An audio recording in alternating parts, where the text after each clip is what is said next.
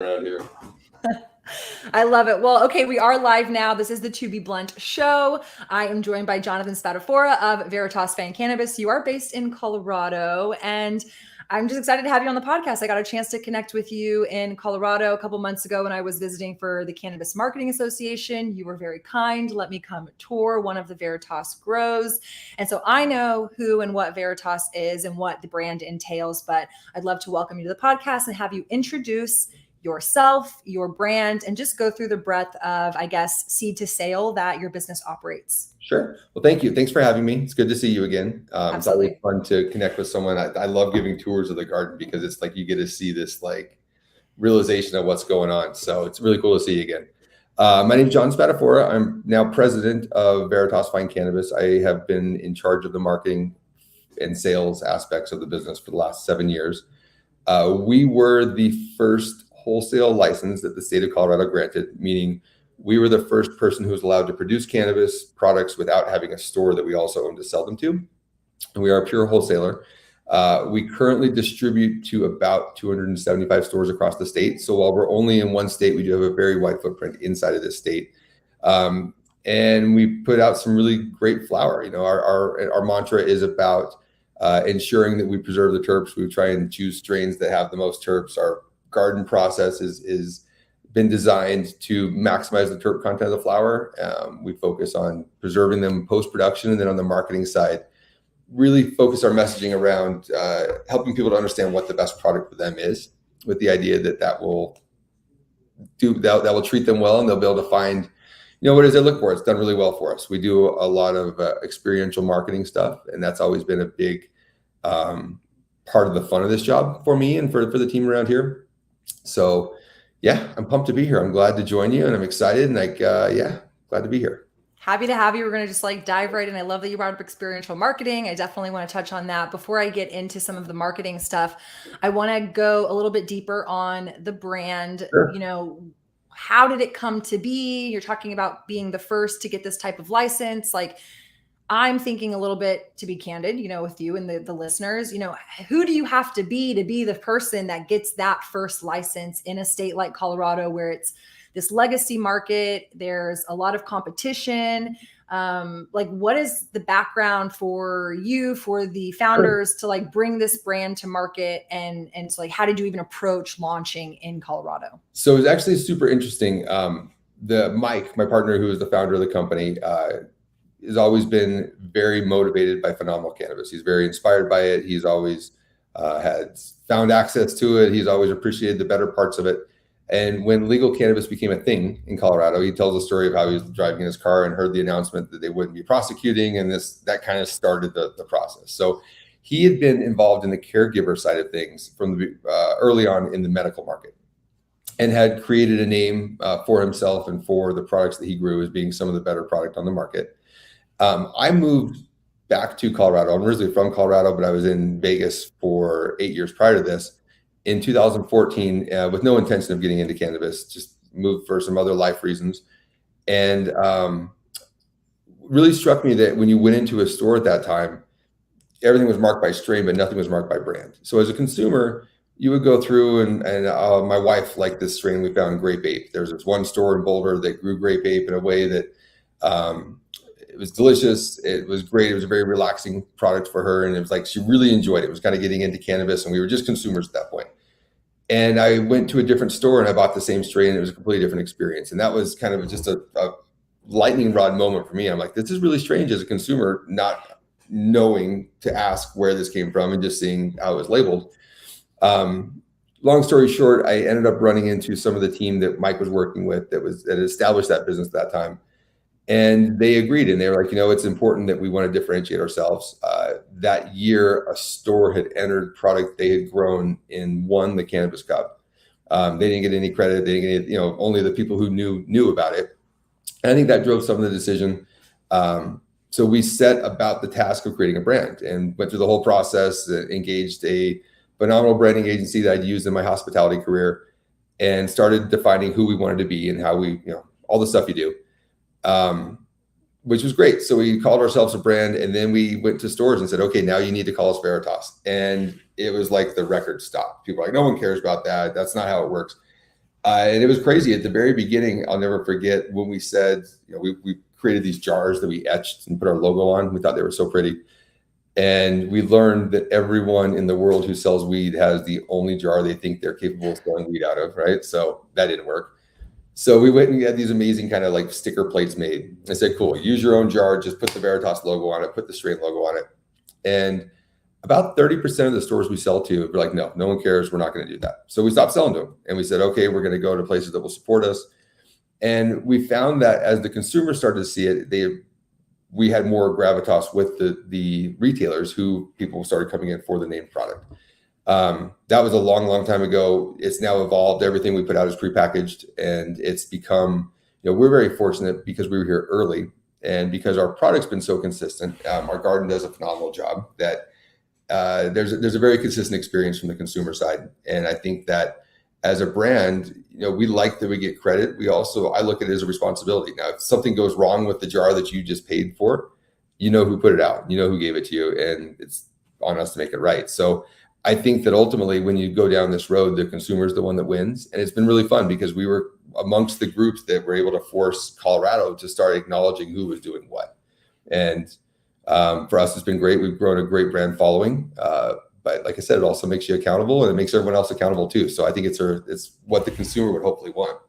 Yeah, I appreciate you sharing that. I remember when I got to hang out with you in your office and go tour the garden, you were sharing a version of that story, maybe a little bit longer. So the thing that I remember from it was you just like showing me, physical packaging and like, this is what your product looks like. And then going through the story of like, it used to be sold deli style, Yep. or just like you're saying, reshaping the market, and really driving this experience for consumers to like choose your brand, which was so disruptive at the time because that just wasn't done.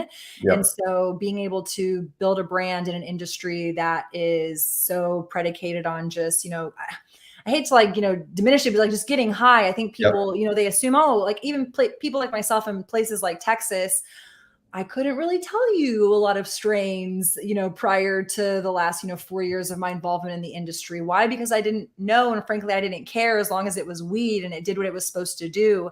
But now you're seeing obviously the consumer packaged goods influence in the cannabis industry and how important it is to have these distinct brands, have these brand messaging, as well as like the packaging that all these products go into. So I think you guys have done a really great job, obviously, not just like building your own brand, but really setting the stage for brands to come after you. To kind of like dissect that a little bit more, you're a cultivator first and foremost. When you're talking about what goes in the jar, like you're saying, consumers now know it's Veritas they're buying. And so it has quality assurance that they can either, live or die by, or y'all can live or die by with that brand promise. How many strains are you cultivating at any given Sure. time? Kind of how do you look at bringing in new genetics? Do you bring in new genetics? How do you approach the actual I guess just like bud side of your business, knowing that there's so many different, degrees. If you are listening and you're a cultivator, you obviously know more of this language and stuff. But as a marketer, I'm thinking, yeah, there's different SKUs, there's different, versions, different styles to be selling. So at any given time, how many strains do you have? What's the longevity of those products in the market? Do you kind of grow a batch or grow X amount of plants and do all plants make it? Do Sure. some not? And so how does that impact what ends up in the package and ultimately on the shelf? I'm just curious about that process for you guys. No, it's funny. It's been a huge growing process that it took us a long time to learn through a lot of mistakes, and it's actually kind of tied to the same thing. Mike, my partner's we had a realization a couple of years ago, and he's spot on right. And I think it speaks to why you've seen this evolution of packaging and the number of strains and all these things. When we grew up and you bought weed, you bought it illegally, right? You bought it from a guy that had it. And a lot of times there wasn't a lot of negotiation. To your point, it was you were just happy you had some weed. Does it get me high? Checks the box. Does it taste good? Cool.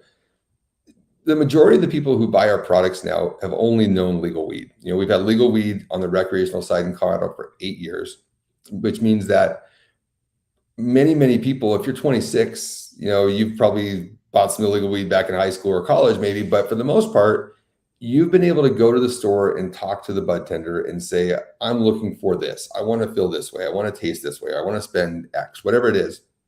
And so you've seen that consumer palate evolve. And I think it really is very similar to comparable to how beer grew up. When you think of like craft beer and craft beer started, it first started that everyone was doing kind of the same 8 beers. They do a stout and an IPA and a Pilsner or whatever. And then as the consumer kind of saw that, and you'd have the same menu anywhere you went. I was in Colorado in college at that same time. So I was going to New Belgium and Oasis and Oscar Blues when they were just infants. And they all brewed basically the same styles. They started finding their lanes eventually. Now you go into any liquor store, and if you like a hazy IPA that's got a fruit influence, I don't care if you're in Denver in a really cool liquor store, or if you're in a gas station somewhere in anywhere, you're going to find an option that will fit that model. And I think cannabis is the same. So if you look at strains, to go back to your question, our inventory right now, we have about 140 strains in rotation, and that's a lot. I was going to say, is that normal compared to maybe other markets or competitors? No. From the garden standpoint, you always want to cultivate one strain per room if you can. That's how you're going to increase your yield at the highest point and also minimize challenges with the product. What we found, though, because it's a federally illegal product and we can only sell inside the state of Colorado, we have to diversify the menu to give people some choice. And what we've learned, it's similar to how the beer companies have learned, is that people like flavor, they like variety, and they like excitement. So we really focus on understanding what's in each of these strains, what terps are there and how will those make you feel. And we try and categorize them in a way that it's easy for the consumer to understand and to get to what they're looking for. But then within that, we rotate our strains significantly. I think our sales sheet this week had about 45 strains available. And those are different. In the way that we run our system, we'll harvest the strain. We won't harvest that strain again for, depending on which wheel it's in, either 5 or 10 weeks. And that creates scarcity on the market. If you're here and you see Pineapple Blast, you love it, then you got to get it because it won't be around for a bit again.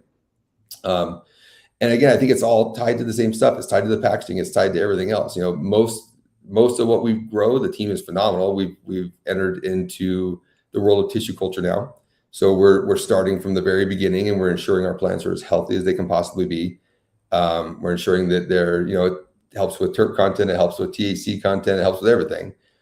But outside of that, it's about giving the consumer choice and just listening to them and keeping it unique and keeping it exciting. And that has worked really well for our brand. The garden hates it. The garden would love to do one per room, but at the end of the day, it's about what's the best output for that space. And we're very fortunate. We have a big team, and we've invested very heavily in that team so that people are able to, when we have an analytics department who goes through and evaluates performance of strains in different rooms at different times of the year, and then looks at that exact same information from the marketplace and say, okay, this is how it does in the garden. How does it do on the storefront?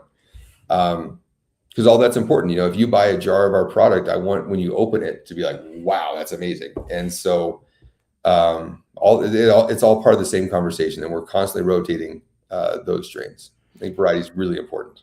How has that maybe evolved from, when the brand first started? Obviously, a lot of the brand allure has come over time. You've cultivated the brand in the market. You've created this desire. Consumers they're now looking for Veritas. So I imagine today, the consumer who might like a particular strain, they know, well, this strain's only going to be here for X amount of time. I better get it while it's hot.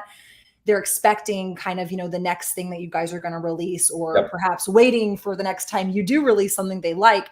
Was that always how the brand was? Or like when you first started, how many strains were you doing? Like, how did you get to this point? What were some of those steps that you took to decide?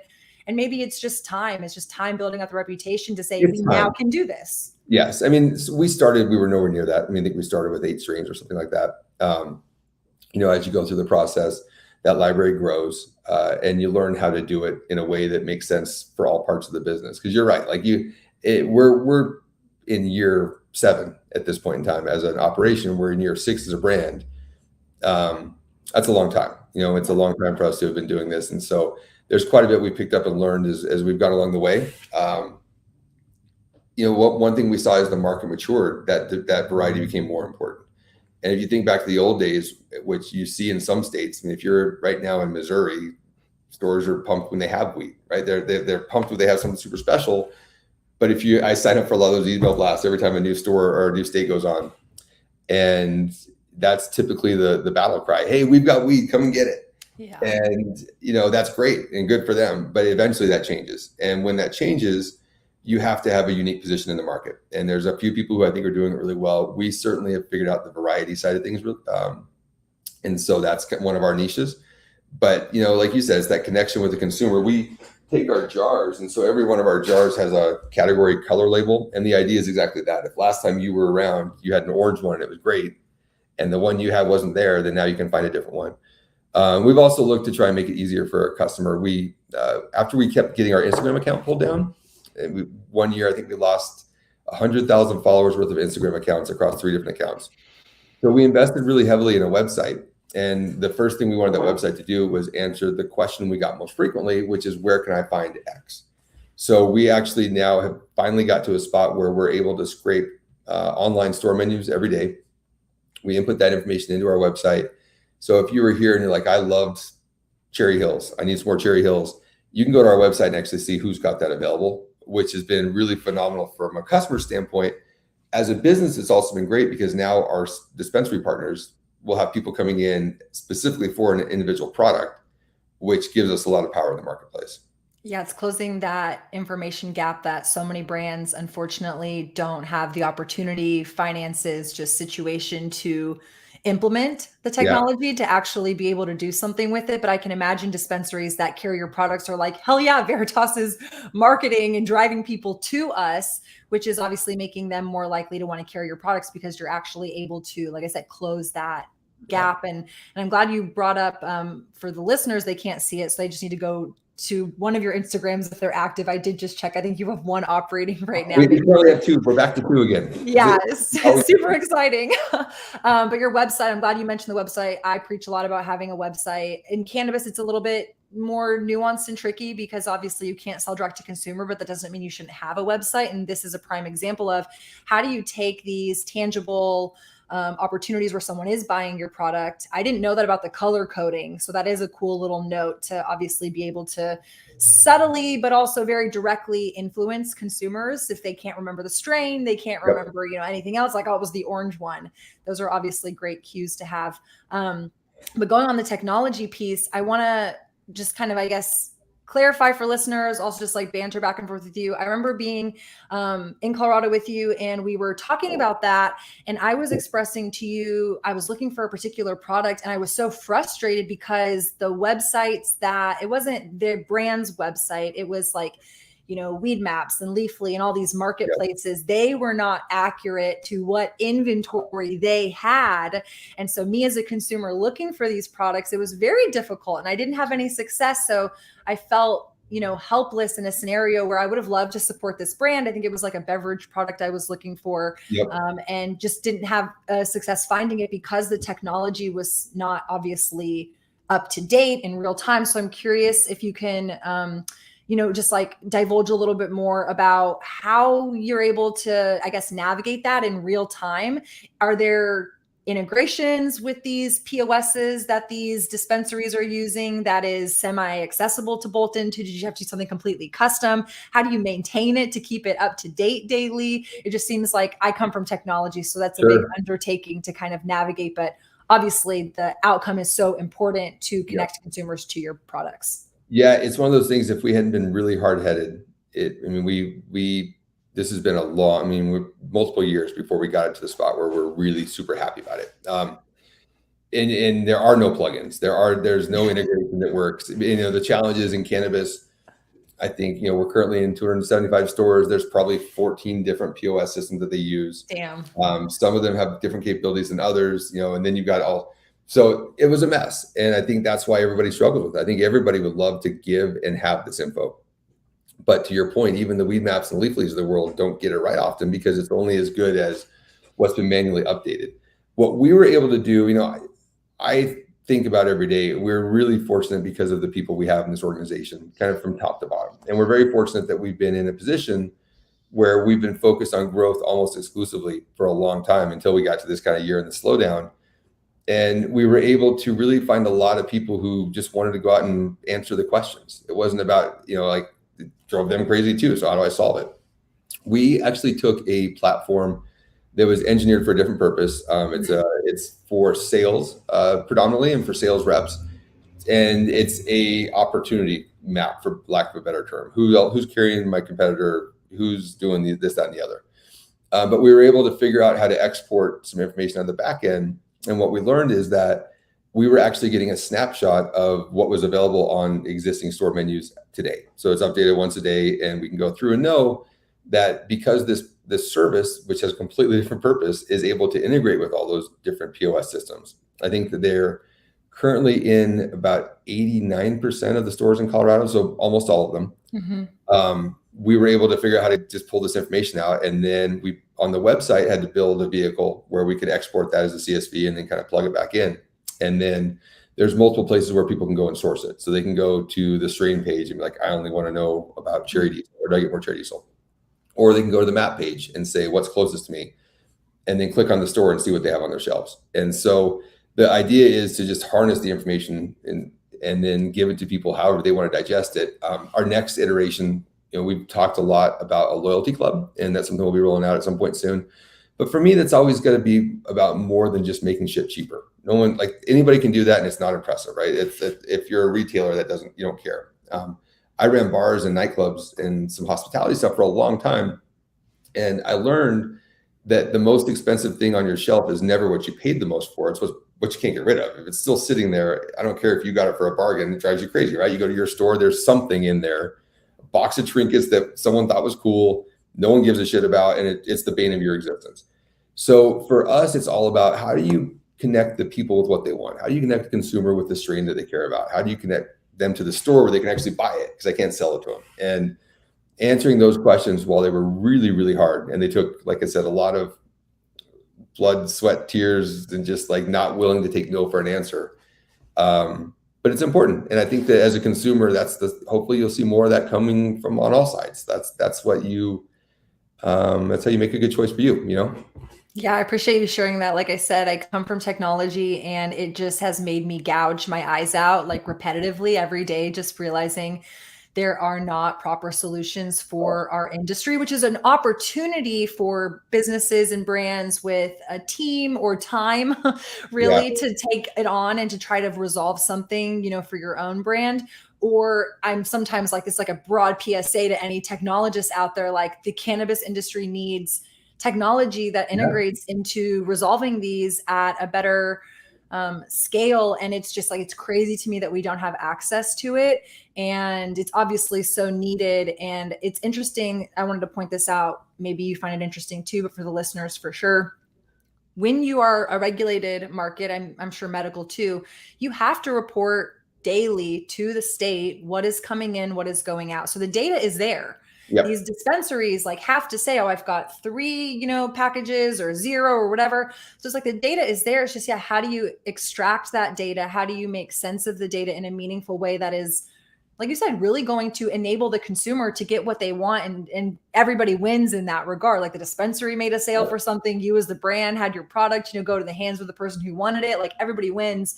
Yet that seems to be such a big ask for our industry. And I think so many people are,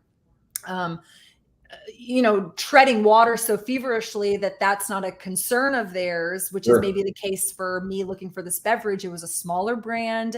I don't know how long they've been in the market. Maybe they don't have the resources, or there's too many things to care about. So how do you, start to take it apart and actually give some attention to it? So I know a lot of the driving factor, like you mentioned, was because you realized your website was such prime real estate for your brand, especially given that social media platforms were very volatile. I would love to turn the conversation to talk a little bit about how you, I guess, lean into, because social media is important for you. I met some of your team who operates your social media. I know that like losing it is obviously not for anybody at any stage, like a positive by any means, but it's also, I'm sure, happens so frequently for y'all that you're just like, it happened again. Like, what's next? How do you handle the constant friction with social media to stay on them, to kind of make these other accounts up? How do you build this consumer wheel of like, hey, we're down over here, but we're up over here. Come find us. Like, I just can't imagine that song and dance, also knowing that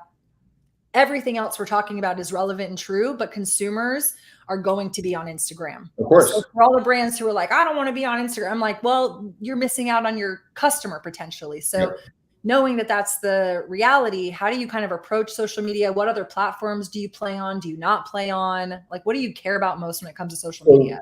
No, thank you. And you hit that right on the head. I mean, the first time we lost an account, it was a catastrophic, like, oh my God, I cannot believe that just happened. And we're getting ready to do X, whatever we were doing. And now how do we communicate with people? We had 40,000 followers 10 minutes ago. Now I have 0. And it's like, and you still have a widget that you created that you got to get out and you want to tell people about. So we do all the social platforms still. I mean, we do Instagram, we're on Facebook, we're on Twitter, we're on LinkedIn. We're getting ready to start I'm not very cool. I can't remember what's the hidden one. Oh, the hidden Not the one? hidden one, not the Not TikTok. no, not TikTok. I don't know. Snapchat? No, not Snapchat either. What is the other one? I'm like probably There's like this members only, like it's really growing, and I've been pitched on it. We're building one of those. Anyway, we're on all the social media platforms. Interesting. Okay, I got to do some research. Yeah, I'll send it to you. I feel like an idiot that I can't say the name off the top of my head. I got a few things today. But we do all of those. What we're trying to do now, I think we've learned that it's less volatile if you give them less stuff to work with. I mean, we'll still every once in a while have an issue, and it's funny, like we'll see posts get reported for nudity, and it's a post of a pair of plants. It makes 0 sense. But we've learned that if Instagram is really worried about selling. So what we try and do, and again, tying everything back to the website, we focus on the website being the place where we'll communicate the actual where you can get things, or what Instagram considers to be more of a salesy. And then on the Instagram feed, we'll pictures of plants. We'll share some of the art we do. We do a really good job, I think, of connecting with a lot of different consumers where they are. And so we'll use our Instagram to focus on that. We just did a custom shoe drop. It was really cool. There's this great local artist that huge in the shoe community. We think that the shoe community smokes a lot of weed. We like the shoe community. It's artistic. It kind of fits everything else we do. So to access that community, we did a custom run of shoes, and then Instagram will then talk about and show pictures of those shoes, right? As opposed to weed sales. So that's how we've been approaching it. It works sometimes, it doesn't. And I think that now we've been able to take a pretty good grain of salt and say, okay, if we lose this one, we know we're going to be okay. And if anyone else loses theirs, you will also be okay. It sucks. But I think an investment in the time and energy to have something else was critical for us, and to have that website that, our website traffic is significant. We're one of the probably more frequented cannabis brand websites anyway, because we do put so much information on there.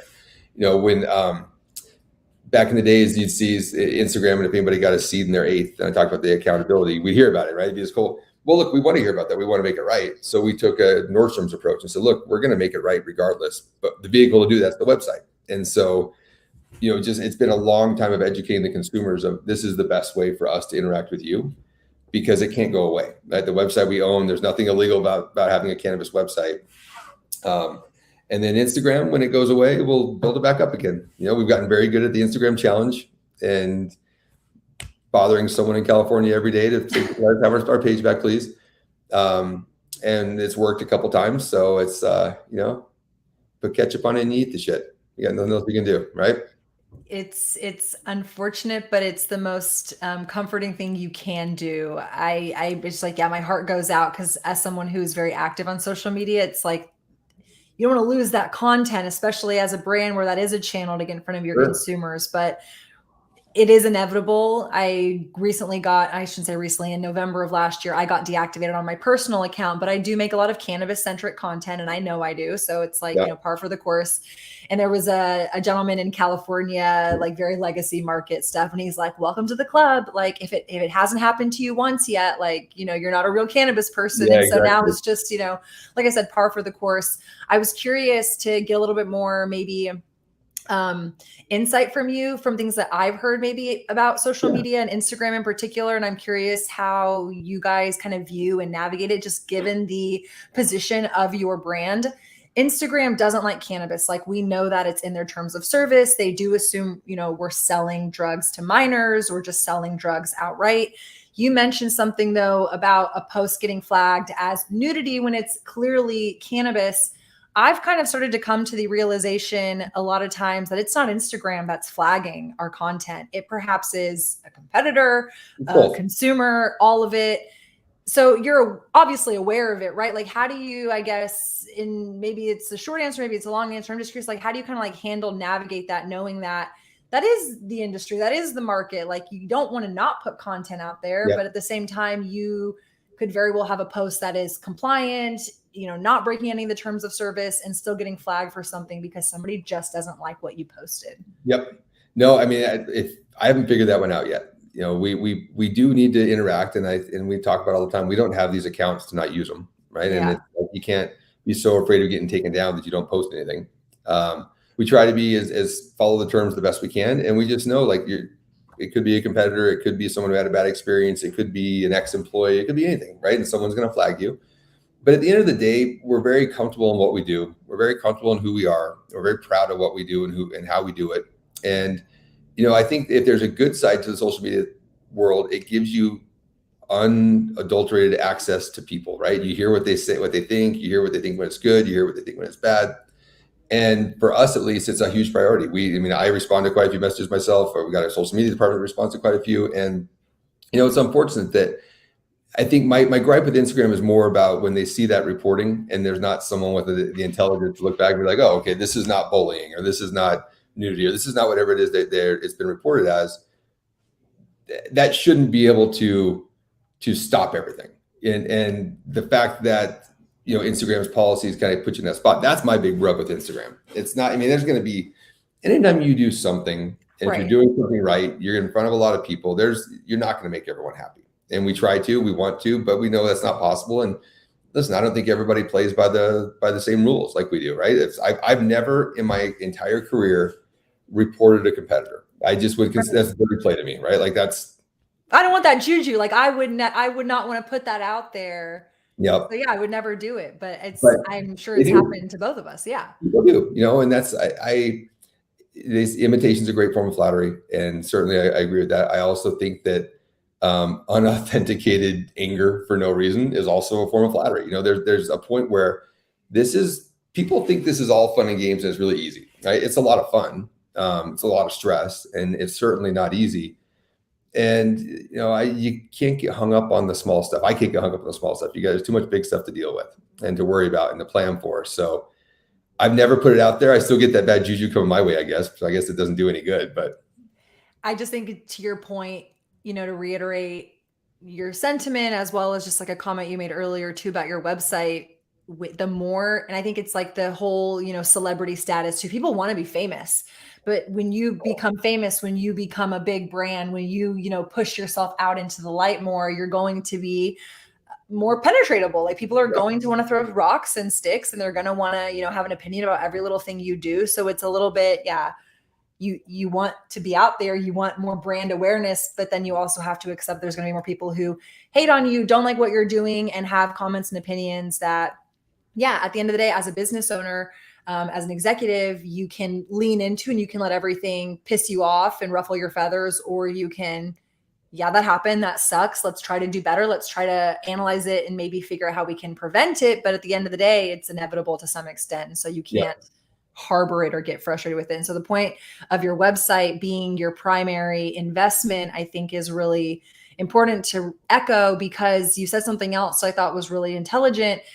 You're constantly updating it. And I see too many brands in our industry, just because of the nature of the business, they don't sell on their website. So they're like, oh, my website is just a landing page. And I'm like, do more with your website, like, make it something. And so obviously it didn't just happen overnight. It was time that you were educating and encouraging customers to not interact with you in certain ways on social media, to have, this feedback loop coming through your website. So it's, over time kind of restructuring things. But I think that's the safest place for cannabis businesses to find success. And it's clear that you guys have found a lot of success in the number of traffic that, that you're seeing to your site. So it's more proof that is a really key piece of real estate that people just don't pay attention to nearly enough in our industry. Well, and you hit it around the head. You have to keep it has to be fresh, right? Like, it has to be current. It has to be accurate. As soon as it's not accurate, you probably lose that person again. And we've been able to monetize it as well. We're very excited. I think my biggest accomplishment that I'm most excited about this last year has been that our merch program has really kind of turned. It's now a profit center. It's not a huge profit center. We're certainly not cookies, but we are able to, people like the brand, and we give them a way to interact with that as well. There you go. I love it. I got some Veritas merch. Beautiful.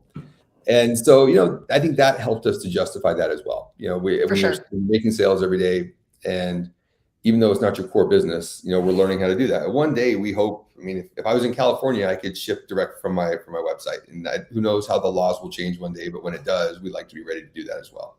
Absolutely. And I think on that note, it can also provide additional revenue streams. It can provide additional touch points for customers, obviously building customers into fans and letting them, embody some of the brand. They get to wear your merch.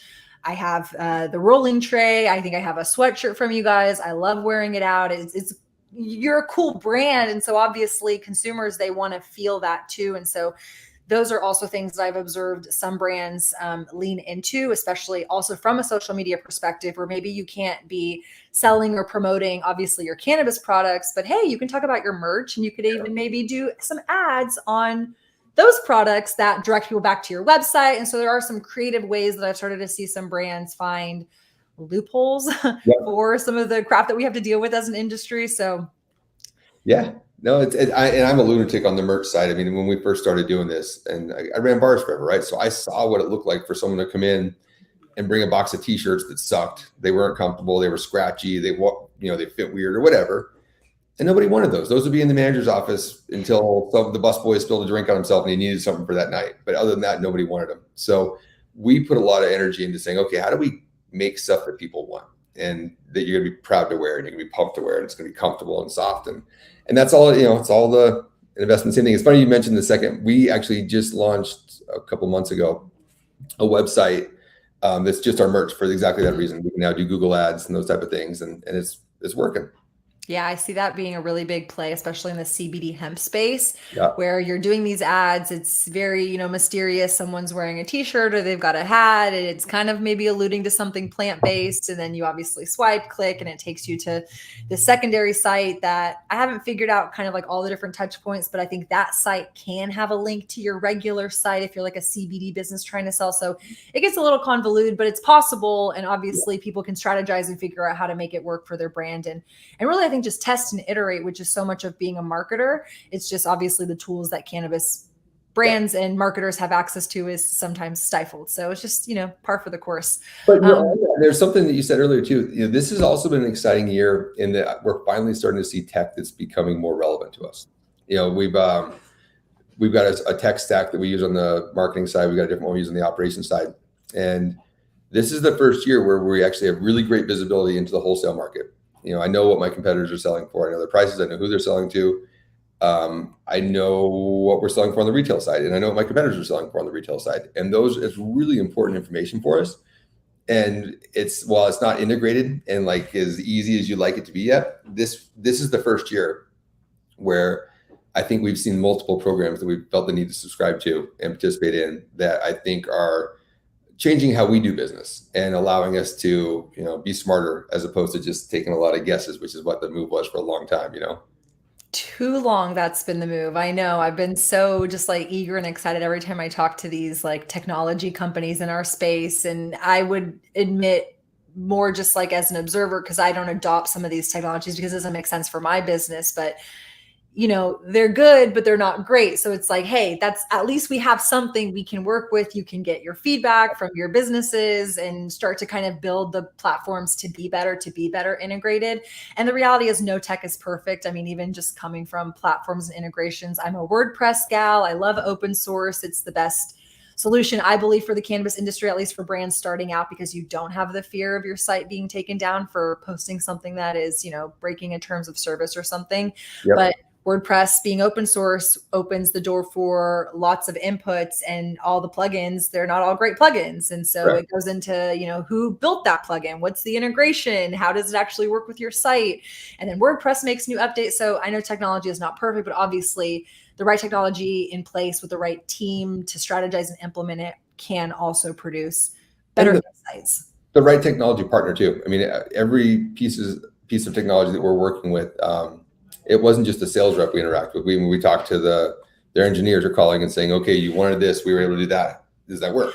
Well, I'm And sure because they're eager to like want to shape it to be better for their target clients. And I think yeah, that is the opportunity that I observe. It's not that the tech is perfect right now, but it's that these businesses are at least listening, which again, my PSA to any technologists, I'm like, we need better solutions to support our industry. And so it sounds like you've at least been able to find some that yep. can empower you and your team to do what you need to do. Well, and it's great too.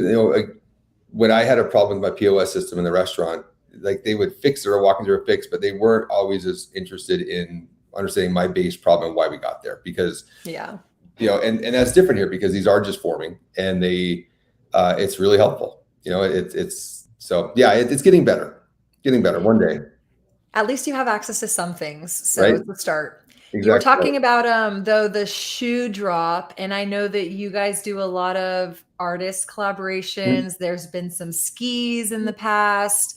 Kind of what is the inspiration behind approaching those types of opportunities? Did you always do it with the brand? At what point did you start to kind of lean into these conversations? And how do you execute collaborations? Like, how do you identify, oh, this is a really great artist, we want to work with them in some capacity? What does that look like? Was it like the shoe came first or the skis came first? Now, like, how do you just like fit it all into Sure. your program of marketing?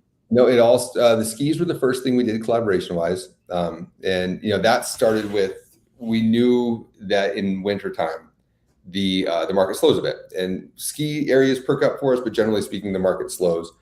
We're in Colorado. People are very outdoor driven, and we also feel that the outdoor space and the consumers who are outdoors doing outdoor things are great weed customers, right? They're smoking a joint when they're taking a hike. They're out at a barbecue. Yeah, right. It's like It's me. a joint at Red Rocks, if you haven't experienced, is a something everyone should experience at least once in their life. It's an incredible thing. And so we said, okay, we're here in Colorado. This is the stuff we do with our free time anyway. How do we as a brand connect with these people, right? And how do we as a brand say, hey, you're an outdoor lifestyle individual who likes cannabis, we're a good fit for you. So the very first ski collaboration, our art director actually designed the very first pair of skis, and we went through with Icelandic, and we figured out, and really we were kind of made it up as we went along. But we knew that we wanted to put things out that people would want to have. I ran bars long enough that I know no one wants the Corona bike that the chain squeaks. Like that's not a knock on Corona. I'm sure they put out some good bikes too, but I'll never forget having a bar in having a bike parked there, and they were all proud to bring it in, and we were doing this raffle and whatever, and no one gave a shit because it was like a crappy bike that wasn't going to be functional. So we said, if we really want to connect with people who are in this space, let's give them something they want. So Icelandic, in my opinion, is the best manufacturer of skis in Colorado. They're very similar to us. They're a well known. They're widely distributed. But they're local. It's still the guys who are doing it that are doing it every day. And it's a $900 pair of skis. It's not cheap. And if you ski, they're phenomenal. So we did a run with Icelandic, and then we did a program where we gave some of those away to bud tenders, and some of those went to managers. And the majority of them went, we put a ticket on every product we sold, or every eighth we sold that year. And you could go on, and we gave away a pair every Friday. So you go through, you grab your ticket, you could go online, register your code, and then every Friday we give away a new pair. So we gave away, I think, 15 pairs the first year that way. And the entries would roll over. So it was a way for us to build a database. It was a way for us to interact with that consumer. And it took off really, really well. So we said, okay, let's do this again. And then you mentioned art, same thing.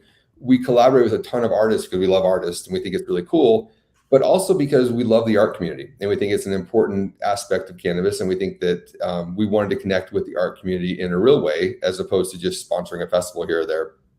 So we source out, and this is majority of it's done by Sarah, our art director, relationships with tons of different artists, up and coming, big ones, small ones, people who do murals, people who do work on wood. I mean, all kinds of different stuff. And we'll buy paintings from these individuals. We'll have them paint things at live events for us. And then we'll use those pieces of art to decorate dispensaries. So we'll do like an installation dispensary with local art and come and show 3 or 4 different pieces in the lobby. And it's just a different way to put your brand in front of people than just screaming, please buy me, right? Because it's like, nobody wants to be sold to all the time. They want to interact and they want to see. So the skis evolved. We found this great. The second year we used the local artist, Joe Palick, who's this amazing artist who does these line drawings. They're incredibly complex, and those really took off. Icelandic was like, oh my god, they do a run of partner skis every year. Jeep buys some, other big companies buy them as well. And they were like, we've never seen someone approach it this way. And the ski really took off in a way that year people started buying skis. So on our website, people were buying Icelandic skis at list price. And there was really starting to establish a value for that product where people were now going to stores during the slow time, knowing that our products had those codes. If you look at a participation rate, I think last year's drawing, we had about 28% of the people who of the products that we shipped codes be redeemed, which is incredible. And we're shipping tens of thousands of products every week. And so for us, it's that entire ecosystem. We figured out, one, I get to keep buying skis, so that's awesome. Right? I love. I think I'm wearing a skiing shirt right now. Like this is, but we figured out a way to use that to actually connect with an audience and to give them something unique and special. This year's skis. So there's a new set being designed right now. We're going to do the artist reveal in a couple months. And this year's skis will actually be carried in the Icelandic ski shop because they get so much request for people asking how they can get these. They're going to help support that as well. And so to me, it's a great example of, having an idea where we wanted to be from a consumer standpoint, and then not just, meeting them where they are. So we go through every Teton gravity research and every ski movie that comes through Colorado. We sponsor it. We set up a little booth and we tell them what we're doing. And it's like, we interact with that community. And it's not a surprise that we are really strong in the mountain towns. You'll see a tremendous amount of Veritas sold in Aspen and in Vail and all these places. So it's how you have fun with a promo, and it's how you make it sustainable. And it's not just like a passion project. I got a bunch of skis sitting around the office I can't give away. Instead, it turns into being a real opportunity for customers to interact with your brand. And we also, when you win them, if you live locally, we'll ship them back to the store where you bought them. So there gets to be this moment, right, where you get to come into the store where you bought the 8th, because we record all this on the forum, and you get you're in Colorado, you get $1,000 pair of skis. That's an exciting day. That's a very cool story. Obviously, most people just see the action of, Veritas is, launching this collaboration and they're doing this promotion, but to get to hear kind of the, thought process and the ecosystem that goes on behind it, and also the evolution of it, like how you started approaching it. Obviously, you didn't jump straight to what you're doing and preparing for this year. Maybe you could, maybe you would if you could go back in time, but maybe you wouldn't. Maybe you started the way that you were supposed to start, and it was the natural progression over time. And I love just the other touch points of involving it into, obviously, the ethos of the brand, just the approach of how you guys are Colorado based, and you understand who the Colorado, traditional consumer is, who likes to be outside, likes to be outdoors, being very active, but then also incorporating it into non-cannabis specific events. It sounds like doing movie premieres, just being involved in the human journey of I consume cannabis at all these different intervals. And so how can Veritas be a part of these other experiences that I enjoy as me? So I really appreciated learning about that, because that is one of the things that I think people always want to do collaborations, and they have maybe really big dreams about executing it. And then, to your point of sharing the Corona bike, it's yes, you could buy skis and just put your label or logo on them, but is that actually going to, drive the type of outcome that this brand or business is seeking? Maybe, maybe not, because they're not the best quality. And obviously you as a brand, it's funny, it makes me think of, I just started listening to this new podcast. I don't remember the name of it, to be honest, but the idea was sharing stories of greatness. And it was talking about Steve Jobs and how he obviously the brand makes very beautifully designed computers, but he has the same care and concern with his design team designing the inside of the computers, and how you do, one thing is how you do everything. And so I can very much get that from you and your brand of just, of course, we're going to do the best quality. Of course, we're going to support local. Of course, we're going to be a part of these other aspects of our customers' lives, because we see our customer as this total person and not just someone who likes to get high. So I just appreciated that. And I wanted to acknowledge I hadn't made that connection. I have probably read the Steve Jobs autobiography 7 or 8 times. I just think it's such an amazing book to see. He was an asshole, right? He's not a good dude in a lot of aspects. He ran a good business. He brought the best. He got people to do shit they never thought they could do. And it's fun. It's the energy around here when we start to get into executing the ski program. We just did our artist selection 2 weeks ago. It's so fun because everyone knows, okay, we're gearing up and it's getting to be ski time. And now, these artists will do a whole set of merch to go alongside of it. And we've been able to bring, there's been times that artists have been discovered by other companies, and it's phenomenal, And so, yeah, we love it. It's fun. And I think it speaks to what marketing should be, right? Marketing isn't just telling people what to do. And in fact, it should never be that. I think it should be interacting with them and figuring out what makes them tick and what they want. And that's how you build sustainable brands. That's how you build, real connections. I guarantee you, if you want a pair of our skis, you probably buy Veritas more often than not. And 100%. Your friend's probably sick of hearing about it, but you get it's a real interaction, and it's a point where even if we never interact with that customer again, they're going to have a positive memory for them. So I think it's important. Yeah, and even the just like the closing the loop of having them pick up from the dispensary where that opportunity makes sense. It's bringing this obviously consuming cannabis is very physical, but the relationship to a brand sometimes doesn't feel physical because you're purchasing through a dispensary, you're purchasing through a bud tender, but this like enables them to kind of have like a physical piece of the brand in a tangible way that they can experience. And so I love, just the idea of someone picking up their skis from the dispensary. And of course they're going to be more loyal to your brand because like you said, you're understanding who your customer is and trying to delight them in these unique ways. Those are my favorite pictures, and when we get the pictures of the winner, because that's you win something, you're like, is this a scam, right? And you show up and you actually get it, like you're like.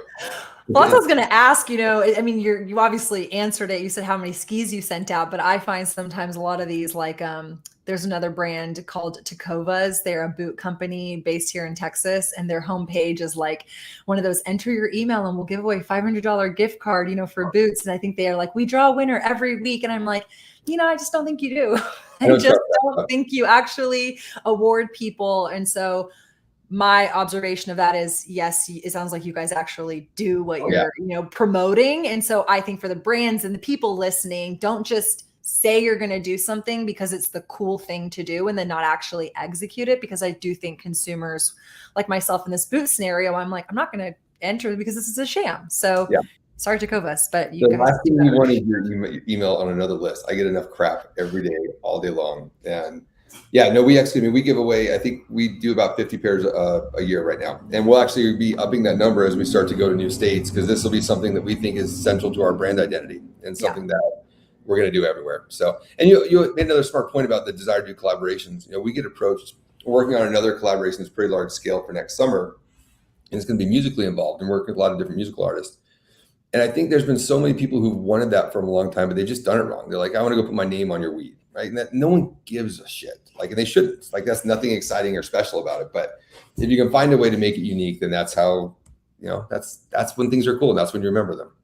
And very organic too, because I get asked that question a lot of people, just like, because we do a lot of collaborations here locally in Austin, but it's a little bit, it's come through my network. I'm never very pushy with these brands that we do collaborations with. It's very organic, natural. They know what my business is. I know what they're doing. We're, humans first and foremost. And people who are just like, oh, I got to get my CBD into the coffee shop because I got to be, all the other people who CBDs and all these other menus. And it's like, well, if you actually had intention and maybe did it, the right way, you'd have more success with doing it. So I do think there's a right way to approach collaborations, and they obviously can be very fruitful for both brands involved. It sounds like Icelandic has a lot of success with this collaboration. So they're obviously more inclined to want to carry it in their stores and want to keep saying yes to you guys. So when it makes sense, it makes sense. Well, and it's also identifying the right partner, right? There's people who make great skis who would not want to put up with all of our shenanigans, right? And there's people who appreciate it, right? And so I think it's really important. It's like any other relationship. Interview your partner and know and be honest. One thing we do a really good job of is we are completely honest about our intentions on everything we do. And I think a lot of people, because we're cannabis, get nervous early and like, oh, they're not going to want to work with us. I think they need to know, and if they don't want to work with you, it's better to know it before you start than to get involved and have an expectation of something and be disappointed. Absolutely. No, I think it's important. Absolutely. Because you want the intention to be clear on both sides, and you want both people to come to the table with the same excitement and the same creativity and the same opportunity. And when someone's very rigid or doesn't think the same way, it obviously, it can show in the outcome of that collaboration. Sure. So you mentioned experiential events in a couple of different, touch points in this conversation. I want to circle back around to it because when I was at your office, you had just got a brand new display and little kiosks that you were taking to events. I know that a lot of brands do pop-ups at dispensaries, but it sounds like you guys also do pop-ups at other events. So when you say experiential marketing, what does that actually look like for you and your team? And why is experiential marketing so important? I think, well, I'm going to answer in reverse order. I think experiential marketing for a brand is so important because, you alluded to it. I don't get to talk to our customers. No one on my team gets to talk to the customers. They talk to a dispensary that we sell to, right? So these marketing opportunities are ways that we can actually interact with the customer and humanize the brand. One thing I think, going back to my example of the beer scene and growing up in Colorado, and I'll date myself. I was in college in the late 90s, early 2000s in Colorado, when these beer brands that are now national, Fat Tire was just a few dudes with an idea, right? And I thought it was so cool how people who were doing amazing things were out and you could interact with them and you could talk to them and understand what they were doing. You go meet Dale and what's so special about your pale ale. And I think getting out into events that consumers are at anyway, and not being pushy and not being salesy and not trying to make them give you your email address or any of this other kind of bullshit, and just meeting them and just like doing something fun for them. We got a phenomenal, our director of experience is insane. She does a really, really good job. She's incredibly organized, and she gets the idea that, for an event to be successful, people have to leave with that kind of like energy you get when you leave a concert, and that fun kind of touch point. So we sponsor concerts, we sponsor neighborhood cleanups, we sponsor charity events. And when we do these things, it's not just like, here's a check and a logo and make sure we're displayed properly. It's there getting involved and being part of it. We did, we'll do this event. It's actually Icelandic that throws the concert. They have a concert at Red Rocks in the wintertime. And it's the only time Red Rocks is open in the winter. It's cold, it's snowy, this is Denver in January. And it's this great show, and it's always super high energy, and people are really excited to get out. This one time, we will run a bus from the bottom of Red Rocks, where the parking lots are, to the top of Red Rocks. And inside the bus, there'll be samples. If they want, I brought some weed. If you want to try something, you can try something.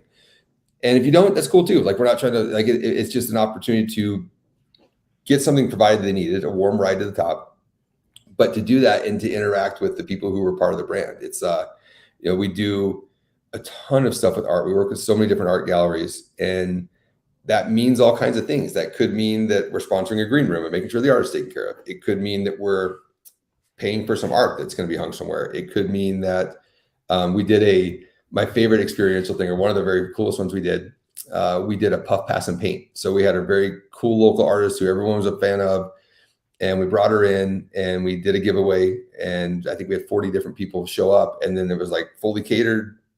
There was a ton of hash, there was a lot of weed, and you got to make a painting with a famous artist teaching you how to make her pineapple. Like, it was such a cool experience. Awesome. Like, the people who saw that, they won't forget it. It's like, I'd rather do that and take 40 people and just turn them into fans and really kind of connect with them than just throw our name on something and have, 10,000 people see a logo that doesn't really mean much to me. So, experiential marketing for us is the key. And I think it was something we had to do because when we started, Colorado's advertising rules were so strict that we couldn't do most of the traditional things. And I don't think we would have gone that road, but I love that we don't have to buy billboards, or we don't buy billboards. And, we very rarely run an advertisement, and because we have such a well-curated email list, and we have such a well-curated different vehicles, and we've got people who understand that if we're going to throw a bud tender party, our bud tender party, the list sells out in no time, right? It's because that experience we deliver on, and it comes down to having the right people to do it, and then also having a brand willing to invest in it. But I invest in it because, to me, it's a very measurable form of marketing. I can do an event and I can measure the impact of that around it. I don't have any idea how many people drive past a billboard and end up buying something because they saw it on a billboard. Not to knock on billboards, but it's just, for me, that's just where brands are made. Nike wasn't made because they had a campaign on TV. Nike was made because they were out giving free shoes to athletes, and the athletes loved them. And then that grew into relationships with huge athletes that were able to shine attention on it. And it was never about just like, okay, I got to check a box. I got to do a collaboration. These guys want a collaboration. What do I got? It was, this runner's amazing. I'd love to have my shoes on his feet when he's running. And the Phil Knight book, he talks about that. So good. And it's like, that's how you build a brand. And we didn't do that because that's what Phil Knight did. But I think that the lesson is the same thing. Like, it's like, find what makes you tick, find what's authentic to you. We're about quality. We love outdoor stuff. We love art. We love music, and focus in that world and be impactful in that world, because that's a big enough world as it is that you don't need to do everything. Yeah, your director of experiences sounds like she has a really badass job and opportunity to do creative marketing activities in a way that is really meaningful to your brand and ultimately to the consumers that help build your brand up. So, kind of on that note, final question. When I was there, I noticed the great office environment that you had. Yeah. It is very non-traditional. So I'll kind of leave that for you to address in how much disclosure you want to. Sure. I don't necessarily want to call that out or anything. No, but I'm curious how you run an office like that, and also just maybe to put some parameters on your marketing team in particular to execute this. Like sure. You mentioned you have all these different positions. Like how does that work to execute the Veritas brand? So the office environment you're speaking about, when we initially had an office, that's what you would expect from a weed company. Did I tell you the story? I don't want to bore you with the same story. No, please repeat it, because I think the listeners will get a kick for it. But I think you did tell it for me. That's why I'm remembering. We had the office that you would expect from a weed company. It was like a bombed out, old, disgusting looking carpet. Should have been changed 10 years ago. I think that the business across the hall from us did urine tests for CDLs. Like, nothing wrong with that, but not the classiest place in Denver, right? We would continually have complaints because if you walk through our garden, you're going to smell like weed, and it's going to happen pretty frequently. And the landlord would call at least once a week with a complaint about the weed smell. And I kind of got to a spot where, like, this is what we do. We're proud of it. We're not being jerks. We're not doing anything we shouldn't do, but this is a continual problem. So I reached out to a buddy of mine who does commercial real estate, and it was during COVID, and there were no offices. Nobody was taking an office. People were getting rid of offices. But COVID for us represented a period of pretty significant expansion.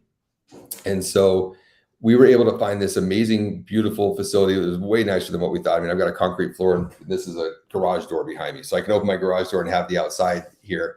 And it was really important to us that we wanted to have somewhere we could have product. If you came and visited, I want to be able to give you a sample. I want to be able to roll a joint with you and smoke one if we want to do that. And so that evolved into a policy where we said, look, people here, everyone who's a part of this company is passionate about the plant. They consume it, they enjoy it, they're involved for different reasons. But one thing that's unifying is that everybody's connected to the plant. And we said, look, we think this is a part of normal life. We think this is becoming more normal. And we think that there's some of us, myself included, if I have to sit down and do a really thick budget spreadsheet, I'll smoke a joint first, or I'll smoke a joint during, because it allows me to kind of quiet all the other noise and to focus on what's in front of me. And so we said, look, as long as the work is getting done, I'm not going to tell you to stop smoking. I mean, you can consume as much as you want, but the work's got to get done. And that's just kind of the responsibility that's on everybody, is that at some point, if it's not happening, you will be told you can't. But if you can, and this is something that makes you happy, and this is something that provides texture to your life, and this is something that provides an extra level of fulfillment or enjoyment, why not? I mean, we have the marketing team here. They do a lot of creative stuff. I know I'm more creative when I've had a couple joints. And so it's funny, like, as it turned out, just truly, we wanted to have somewhere we could be proud of our product and somewhere we could share it. And it's evolved into, I think, a really great competitive advantage for us. I can't imagine, if someone was to be interviewing somewhere else, I'm sure they would ask, is it okay if I get high at work?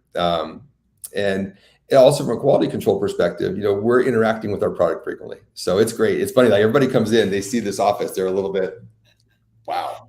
But again, it's hard to argue with the results. We, as of right now, are on the top shelf of 34% of the stores in the state of Colorado. The next closest brand, not even top or bottom shelf, is on 14%. So, it's, if you can't argue with the results, and if it's helping people to be centered, or if it's helping people just to enjoy a Tuesday and to not have to, I never wanted the office to be somewhere that people are like, oh fuck, I gotta go to work. You got to be here. You might as well make it somewhere you want to be.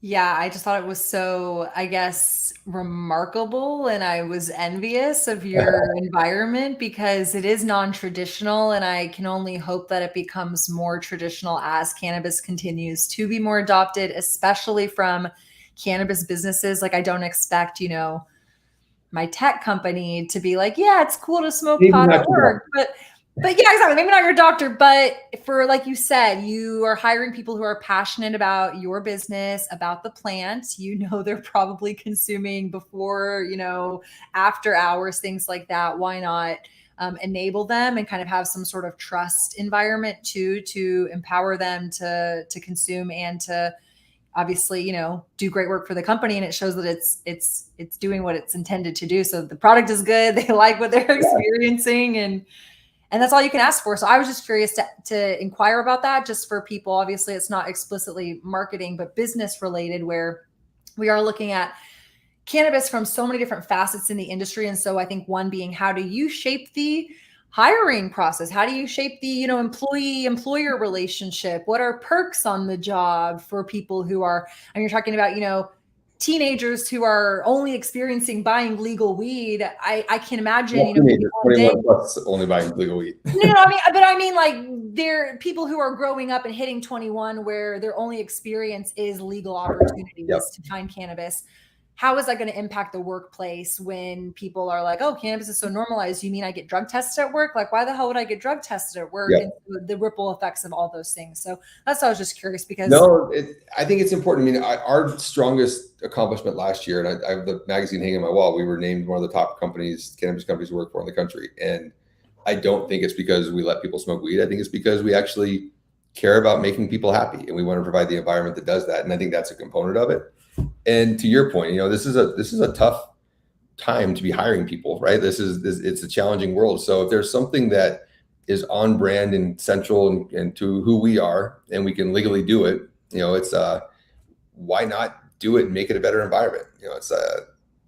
I joke with people, I'm inherently lazy. I don't ever want to replace anybody. I want to just develop people and keep bringing them along and make them happy. And that's, I think caring about what's important to them goes a long ways in that world. Absolutely. No, it's very apparent in the way that you conduct yourself, just our interactions, obviously getting to experience the brand in person and even just consume the products. Every little detail is very intentional. But I think when there is intentionality, it allows creativity and people to just take their natural form, So I think that's the beauty of what you guys are doing at Veritas. So thank you for the time on the podcast, for all the information shared. Big fan. Will continue to be a big fan. Looking forward to being back in Colorado and getting my hands on some more product, and looking forward to supporting you guys and seeing more collaborations and opportunities blossom. We appreciate it. And thank you for the time as well. Are you going to be in Vegas next week? I will not be in Vegas next week. What is next week? That's the Cannabis Business Conference, I think, is next week. I didn't know that you were editing as well. I saw you were doing something at South by Southwest. So that's very cool. Congratulations on that. Thank you. I have 7 panels in the running right now. Actually, let me stop this broadcast because